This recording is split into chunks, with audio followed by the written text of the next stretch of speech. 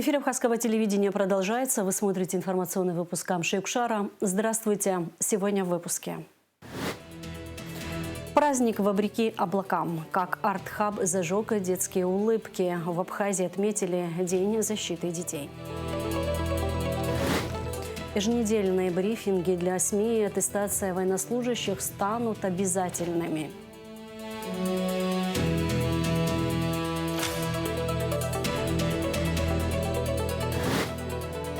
В Москве прошел сольный концерт детского ансамбля «Амцепс».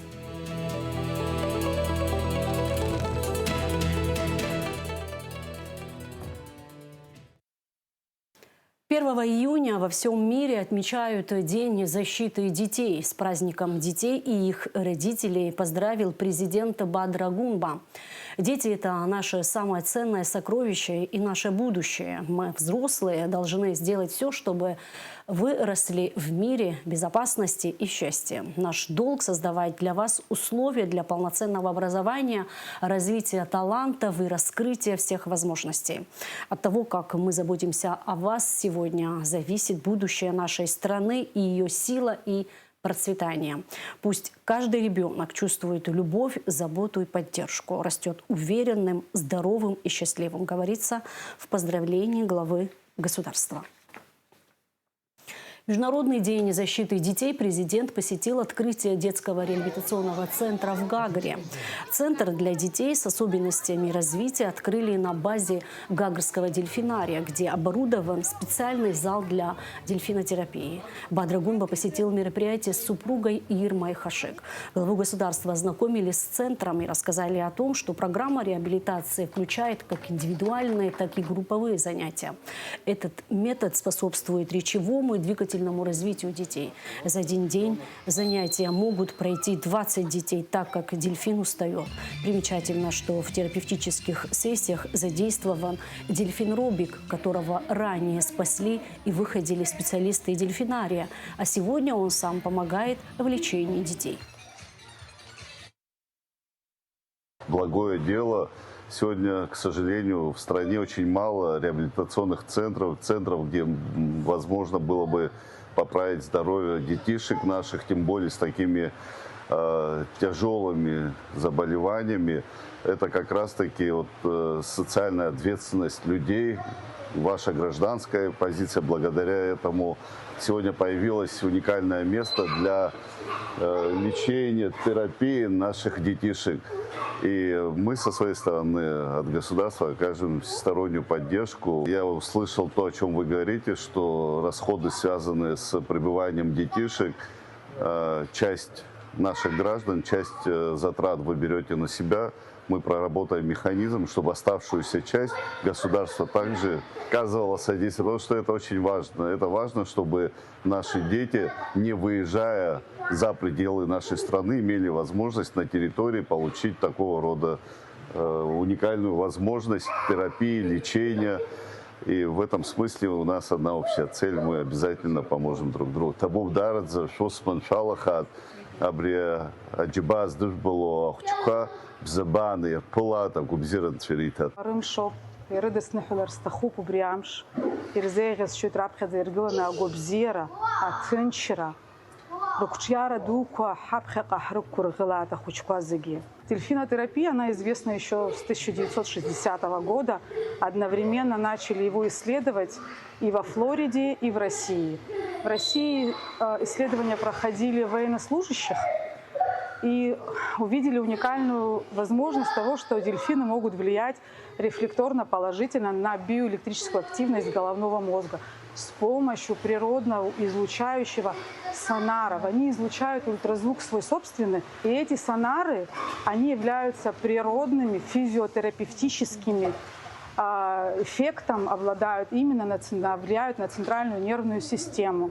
Помогают детям с задержками речевого развития. Это доказано, это доказательная медицина, так как существует Международный институт дельфинотерапии, где уже разработано именно алгоритм, как нужно вести. Данный международный институт он полностью контролирует тех людей, которые занимаются дельфинотерапией, чтобы качественно проводилась. И уходить от этой дистанции нельзя, и регламента. Тогда идет отличный положительный результат. Мы знаем, как для ребят, у которых проблемы с опорно-двигательным аппаратом, для них вообще нахождение в воде – это уже большой плюс. А если с ним находится дельфин, то это, представляете, какое эмоциональное состояние. То есть для нас мы считаем это большим прорывом. Мы поздравляем нас всех. Вообще это замечательная новость. Мы очень рады, что у нас появилась такая вот дополнительная реабилитация. Мы единственный благотворительный реабилитационный центр по Гагарскому району. У нас 100 подопечных. По статистике 360 детей с ОВЗ по Гагарскому району. Мы принимаем детей с разными диагнозами, начиная от ДЦП, аутизм, разные задержки, разные синдромы. Оказываем психологическую, ЛФК, массаж. Разные специалисты оказывают помощь деткам. Конечно, для нас это большой праздник, что открылся такая дополнительная реабилитация для наших детей, потому что спрос есть, родители обращаются, спрашивают. Выезжать за территорию Абхазии очень сложно. И когда мы совместно, местные специалисты, можем дать такую реабилитацию нашим детям, это имеет большое значение. Мы бы хотели сотрудничать в дальнейшем, чтобы наши дети Гагарского района могли получать дополнительную реабилитацию, потому что это очень хорошо влияет на восстановление детей.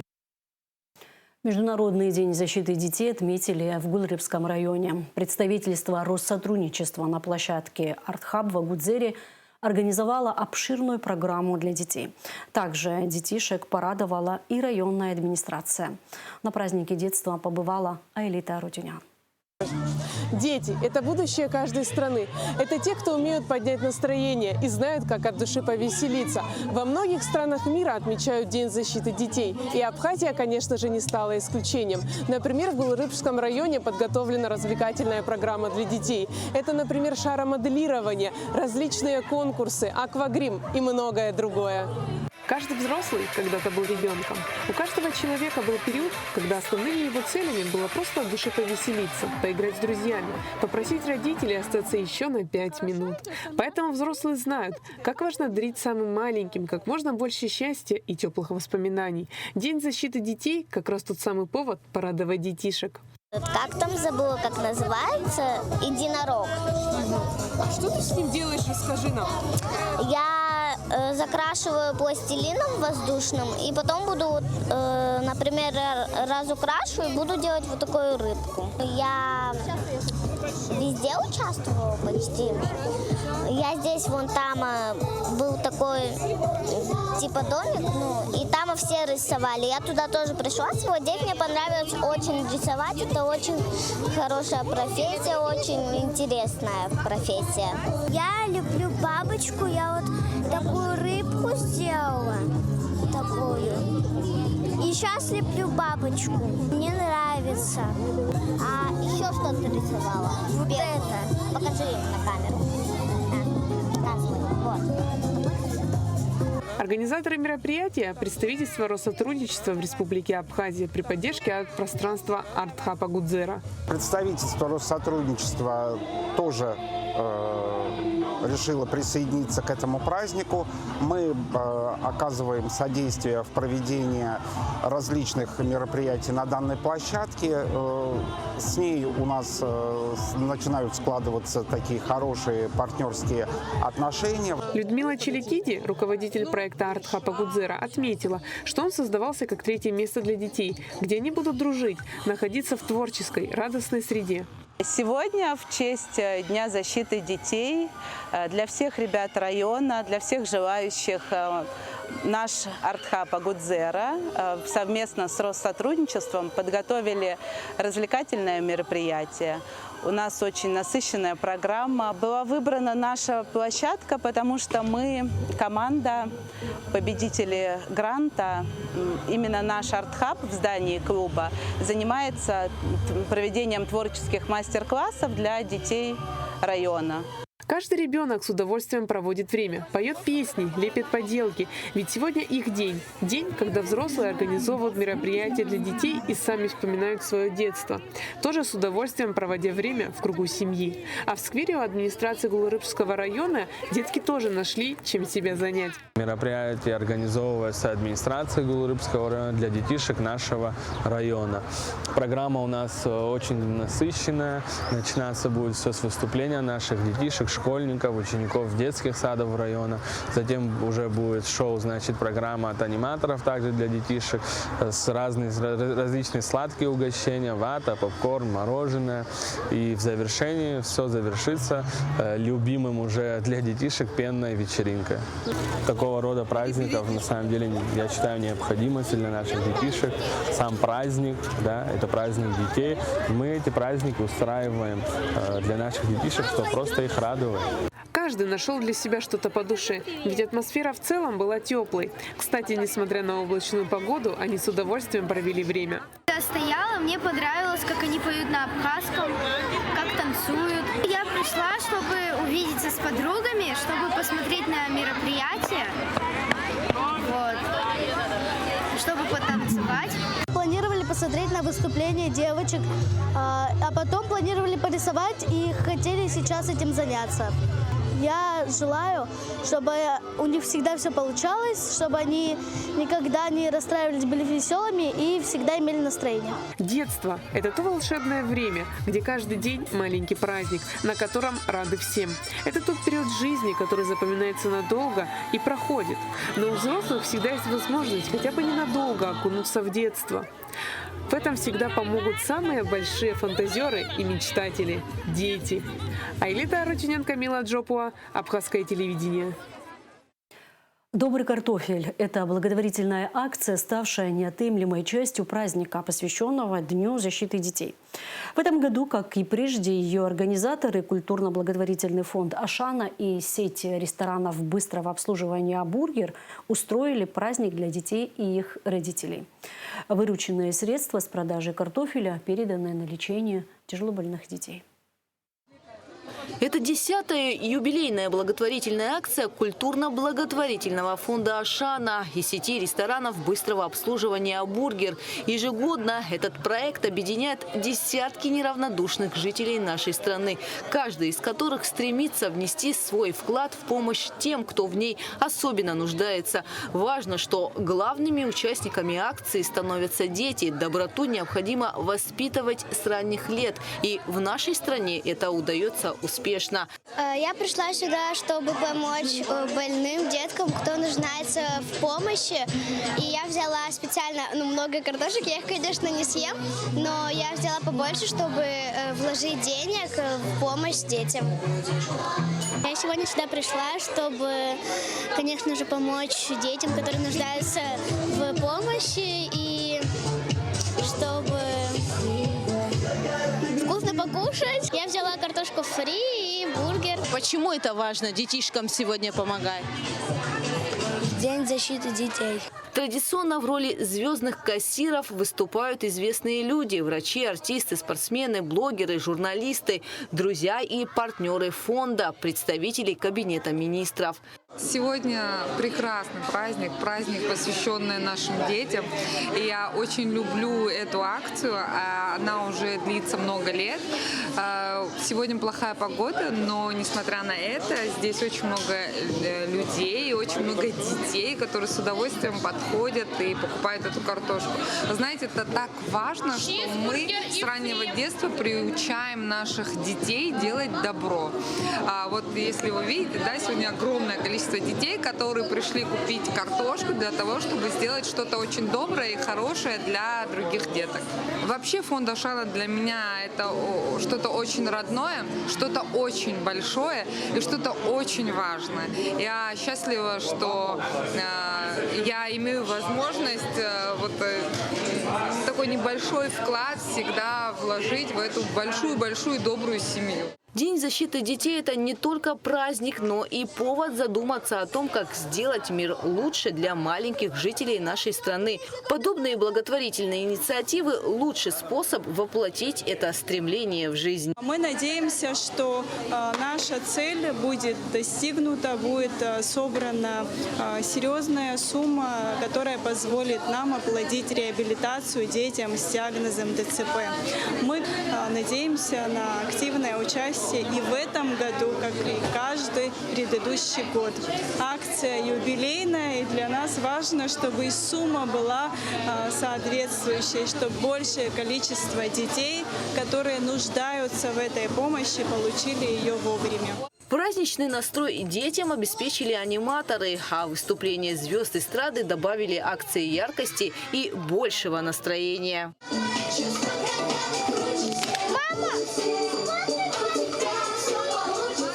Все собранные в рамках акции средства будут переданы на лечение тяжелобольных детей. Гугу Савардания, Дэвид Маргия, Абхазское телевидение. Спикер парламента Лаша Ашуба поздравил жителей страны с Международным днем защиты детей. Лаша Ашуба подчеркнул, что необходимо приложить все усилия для обеспечения самого главного права детей – права на счастливое детство, чтобы жизнь маленьких граждан была спокойной и защищенной от бед, и каждый ребенок мог реализовать свои мечты. Спикер парламента выразил благодарность воспитателям, учителям, всем, кто работает с детьми, формирует их нравственные ценности. Особая благодарность мамам и папам, бабушкам и дедушкам, которые окружают детей любовью и вниманием. Организация еженедельных информационных сообщений для СМИ о деятельности Министерства обороны и брифингов, создание общественной приемной по работе с обращениями граждан и обязательная аттестация военнослужащих. Министр обороны дал ряд поручений в ходе комплексной проверки воинских частей учреждений Министерства обороны. Подробности в репортаже Гугу Савардания. От боеготовности на полигонах до бытовых условий в казармах провести глубокий всесторонний аудит армейских будней и определить первоочередные задачи на перспективу. Именно такую цель поставил перед собой министр обороны генерал-полковник Беслан Свижба, совершая инспекционный объезд воинских частей и подразделений ведомства. По итогам проверки Беслан Свижба дал старт ряду серьезных кадровых и системных изменений. Теперь результаты служебной деятельности командиров будут находиться под особым контролем, а для военнослужащих вводится обязательная аттестация, которая будет проводиться раз в 3 года.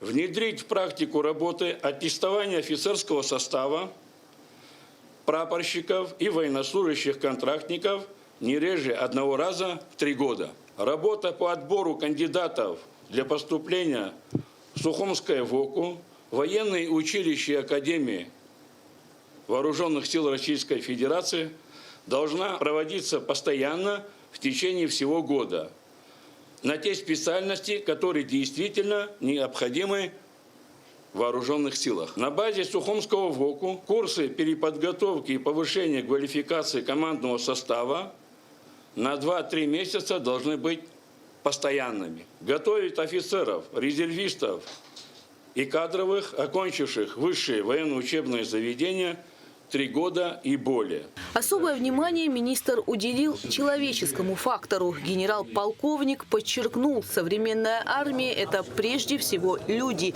Именно поэтому кадровый потенциал и качественная подготовка специалистов становятся приоритетами ведомства. В этой связи Генштабу поручено подготовить детальный доклад по итогам весеннего призыва, чтобы проанализировать качество укомплектованности вооруженных сил. Провести анализ призывных кампаний за последние 3 года работы военных комиссаров по выполнению указов президента Республики Абхазия и постановлений Кабинета министров. Проработать и предложить главнокомандующему вооруженными силами организовать прокурорский надзор в период призыва граждан за работой призывных комиссий. По результатам весеннего 2026 года призыва провести аттестационную комиссию под моим руководством, в ходе которой рассмотреть результаты тех военных комиссаров, кто не выполнил план призыва.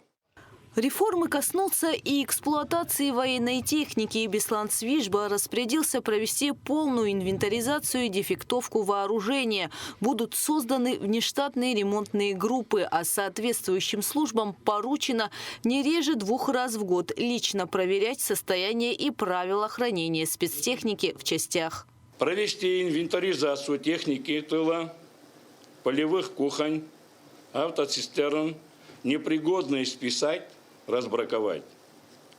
Все, что можно использовать для восстановления техники тыла, использовать. Принять меры по созданию пунктов заправки техники с запасом топлива на сутки боевых действий воинских частей. Создать запас продовольствия в воинских частях на штатную численность мирного времени.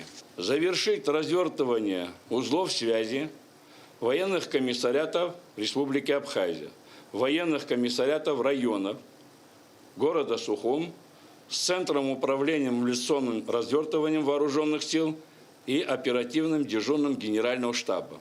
По поручению главы ведомства работа со СМИ теперь будет вестись еженедельно. Кроме того, на базе Музея боевой славы открывается общественная приемная Минобороны, где граждане смогут получить ответы на прямые обращения. Заместитель министра обороны, статс-секретарю организовать еженедельное информационное сообщение в средствах массовой информации о деятельности Министерства обороны. Организовать работу общественной приемной Министерства обороны по работе с обращениями граждан на базе Музея боевой славы.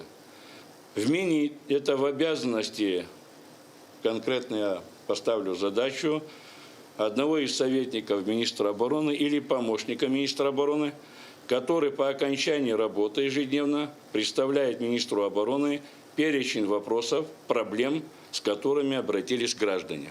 Улучшение условий службы защитников Родины министр назвал неизменным приоритетом. Вопросы социального обеспечения сегодня находятся в центре внимания руководства страны. Гугуца Вардания, Хана Мырджения, Заур Лиев, Раму Камке, Абхазское телевидение.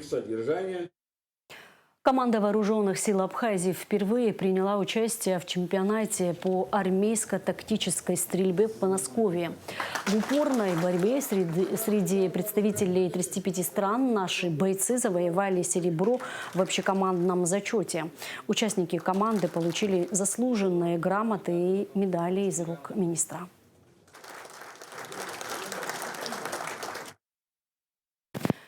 Дешевые туры в межсезонье не означают, что гостиницы продают номера за 300-400 рублей. Руководитель Абхазо-Российской туристической ассоциации Тараш Хутаба прокомментировал ситуацию с низкими ценами на отдых в Абхазии. По его словам, туроператоры заранее выкупают у отелей определенное количество номеров по фиксированным ценам. То есть гостиница получает нормальную оплату за размещение, а уже потом туроператор сам снижает цену путевки для туриста. Хутаба пояснил, что туроператору это может быть выгодно, так он заполняет рейсы и программы, а затем зарабатывает на дополнительных услугах, трансферах, экскурсиях и других направлениях, связанных с отдыхом. Такие предложения чаще появляются весной, когда спрос на отдых ниже. В этом случае скидка – это решение туроператора, а не продажа номера отелям за копейки. Ситуация с демпингом, ее в классическом понимании называть демпингом нельзя, потому что демпинг – это искусственное занижение цен для конкурентной борьбы, для маркетинга, для вытеснения своих конкурентов. Но здесь происходит совершенно наоборот. Ее классическим демпингом нельзя назвать, потому что здесь снижение цены происходит из-за того, что на май-апрель спроса на абхазские туристические продукты не такой высокий, и из-за этого происходит снижение цен. Но воспринимать его критически мы не должны, потому что в этой сфере задействованы смежные отрасли. То есть трансфер, экскурсии, общепит, закупы на рынке, овощей, продуктов. То есть все это в совокупности дает рабочие места. Плюс наш народ не совсем правильно понимает политику туроператоров и ательеров. Многие думают, что купив номер за 300 рублей, эти 300 рублей поступают ательеру. Нет. туроператор скупает по жесткой квоте весь номерной фонд не по 300 рублей, не по 400 рублей, а от 3 до 6 тысяч за номер вне зависимости от низкого сезона или высокого сезона. То есть все эти деньги, поступающие от туроператора ательеру, поступают на расчетные счета в Абхазии. То есть с них государство получают налоги. То есть для государства в плане налогообразования и цены здесь все хорошо и шикарно. Нельзя говорить о том, что ательер продал это за 300 или за 400 рублей. Это туроператор себе в ущерб продал за 300-400 рублей, чтобы обеспечить свою полетную программу, потом заработать на трансфере, на экскурсиях, на смежных отраслях, которые тоже задействованы в туризме. Премьера спектакля «Четвертый стул» прошла в Абхазском театре. В пьесе Танина Гуэра и Люсиль Лакс рассказывают о мужчине, который готов покончить с собой. Однако в самый последний момент жизнь грубо, но спасительно вмешивается в лице назойливой продавщицы бытовой химии с чемоданом ненужных вещей. В результате на сцене происходит комичное столкновение мужчины, находящегося на грани, женщины с энергией урагана. Спектакль будет интересен всем, кто устал от пафоса и считает, что в жизни обязательно должен быть второй шанс. Режиссер постановки Роман Сабула, в ролях Беслан Хибба и Эсма Лицея. Яркие эмоции, у актеров прекрасная игра, и мы на самом деле давно планировали здесь побывать. Очень живые, очень отчетливо видны эмоции, то есть даже без знания языка, но озвучка, достаточно хороший перевод. Нам очень все понравилось, обязательно будем рекомендовать. Спасибо большое. Первый раз мы вот в этом театре ходили в русский театр, очень понравилось. Но в этом, конечно, эмоции ни с чем не сравнимы. Я смотрела спектакль без переводчика. Мало что понимая, но мне очень хотелось поймать вот эти эмоции. И, конечно, удивительно, что ребята как играли, столько текста выучили, такие монологи и очень эмоционально. Очень хороший спектакль, грамотно все выстроено, и вот на эмоциях эти диалоги, как они двигаются по сцене. Вот.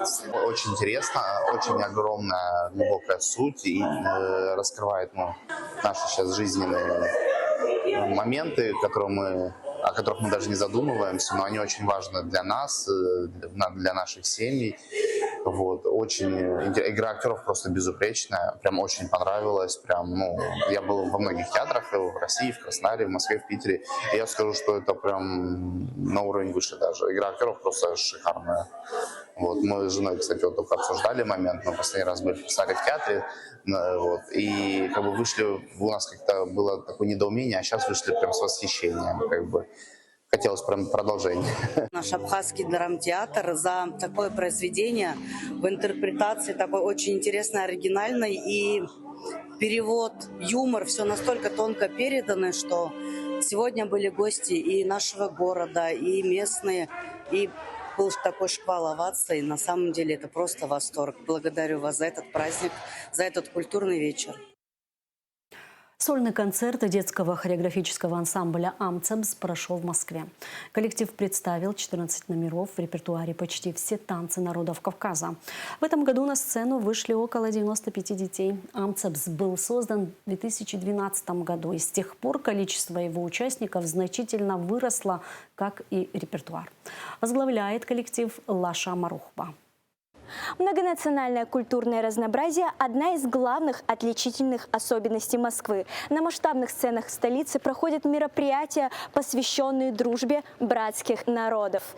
Именно сегодня, в этот теплый майский день, в Доме культуры «МИСИС» гостей ожидает путешествие в историю жаркой Абхазии.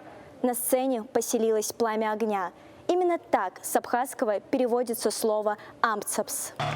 Подготовка к сольному концерту объединила поколения – родителей, детей и руководство абхазской диаспоры. За месяцами работы репетиции, организационные хлопоты и примерки. Ведь какой бы сложной ни была хореография, зритель сначала встречает танцора взглядом. Все начинается с визуального кода, с того, как он выглядит на сцене. У каждого костюма здесь свой стиль, свой цвет, своя душа. все начинается с визуально того, как выглядит танцор. Вот. Это черкесское народное одеяние каждого народа, можно так сказать, да. Например, вот тут можно выделить газыри. Вот, газыри раньше являлись местом для хранения пороха и патронов. Сейчас тут мы используем некие муляжи, чтобы никто никого не пристрелил. Такое тоже может быть, потому что хореография – это очень стрессозатратный вид деятельности, скажем так. Вот. Но за эстетикой сценического образа всегда стоит железная дисциплина и внутренний стержень. Чтобы костюм сидел идеально, а движения были отточены до автоматизма, нужен человек, который видит картину целиком. В эпицентре этого творческого шторма руководитель ансамбля Лаша Марыхуба. Он заряжает детей не просто хореографией, а чувством ответственности. Каждый танцор здесь четко осознает, за его плечами не только личное имя, но и история целых народов. Амцапс учит быть воинами на сцене и бережными хранителями традиций за кулисами. Я люблю это дело, и, наверное, благодаря этому получается что-то, хотя я каждый раз недоволен собой, каждый раз хочу лучше, больше, и, соответственно, я требую это от них. На этот концерт было задействовано 95 детей. Из них где-то 50 – это люди, которые вышли первый раз. Это малыши, которых надо одеть, которым надо сказать, куда выйти, как выйти. То есть для них даже на прогоне, на репетиции было сложно. Плюс эти малыши, которые начинали концерт, им надо было просидеть 2-3 часа, потом выйти на поклон, держать себя в этом одеянии и так далее. То есть, это тоже опыт, это тоже с годами, конечно, все через это проходят, да. И это было самый такой сложный, но не использовать их, не дать им шанс почувствовать сцену, это было бы неправильно с моей стороны. И в этом году мы себе это позволили, и я думаю, у них получилось неплохо. Они родились в Москве. Это не то, что плохо или хорошо, но через танец мы пытаемся, у нас же представители не только абхазского народа, да, у нас и армяне, азербайджанцы, осетины, дагестанцы, чтобы они не забывали свои корни. Это важно. Нация, которая забывает язык, забывает культуру, танцы, песни. Мне кажется, этот народ не будет иметь будущего. Неважно, он многонациональный или большой, или малый. Все зависит от культуры. Сегодня на культуру надо давить, надо в корни с детства это вкладывать. Я знаю, что больше из них, половина, не посвятят себе этому делу, но знать, сыграл, выйти, станцевать свой танец, показать себя на той же свадьбе, на какой-то мероприятии. Мы в этом плане работаем над этим и с детьми, и с родителями. Сегодняшний концерт, я и на сцене сказал, что это все благодаря родителям. Просто одному это невозможно вытягивать. Все. За кулисами еще звучат последние наставления старших, а на сцену уже готовится выйти тот, для кого этот концерт первый в жизни. Без страха, без сомнения, с одной лишь улыбкой и горящими глазами. Мой ансамбль для меня это большая дружная семья. Я потому что первый раз буду выступать, волнуюсь сильно.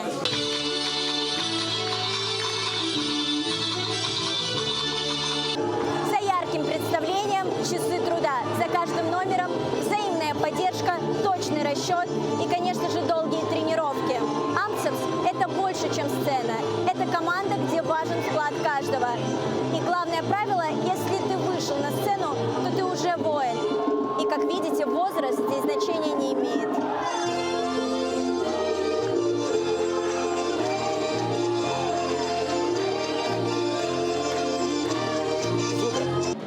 На сцене не только воспитанники Амцапса. Концертную программу украсили Валерия Перцхелия, Виктория Ласужба и ансамбль «Адыги». События такого масштаба требуют особой энергетики, и здесь ее создает ведущий Давид Сужба. Спасибо всем, что пришли! Уникальность, во-первых, в первую очередь в энергетике. В энергетике руководителя Лаши Марыхубы. К таким людям идут, на таких людей равняются, с таких людей берут пример. И коллектив, который он собрал, именно педагогов, преподавателей, они, так скажем, проповедуют благое дело. Это обязательно нужно показывать, потому что нас мало знают, мало слышали о нас. Культура, в первую очередь, показывает нас, какие мы на самом деле. Быть артистом ансамбля – это огромный труд, про который нельзя забывать. Независимо от того, сколько артисту лет, движение возвращает его к исходной точке, к корням, к дому, к тому подлинному, с чего все начиналось. За кулисами много тех, кто давно не выходит в свет софитов, но поддерживает и помогает.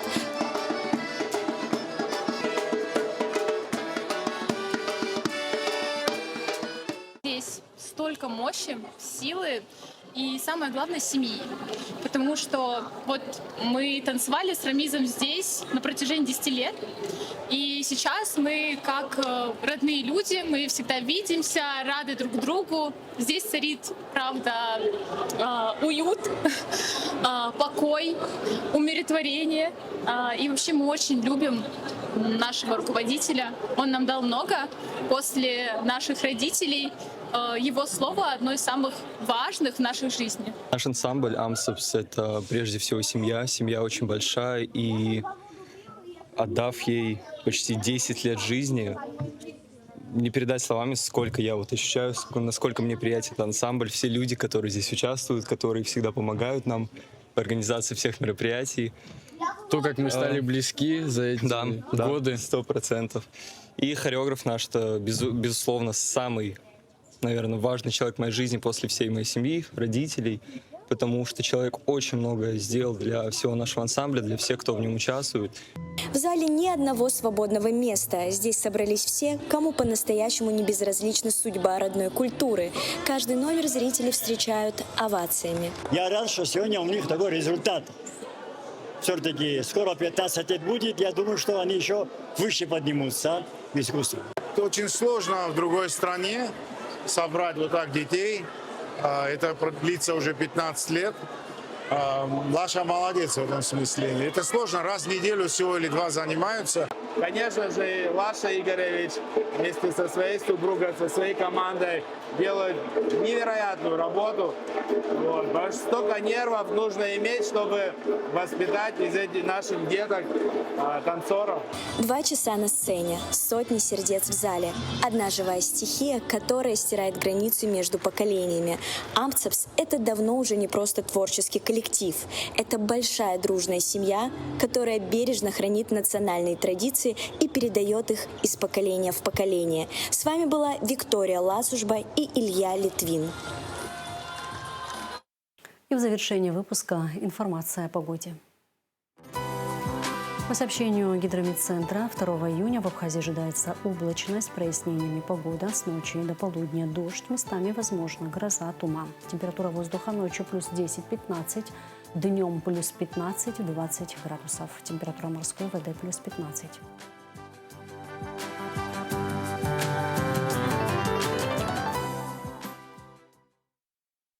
На этом наш выпуск завершен. Всего вам доброго. До встречи в эфире.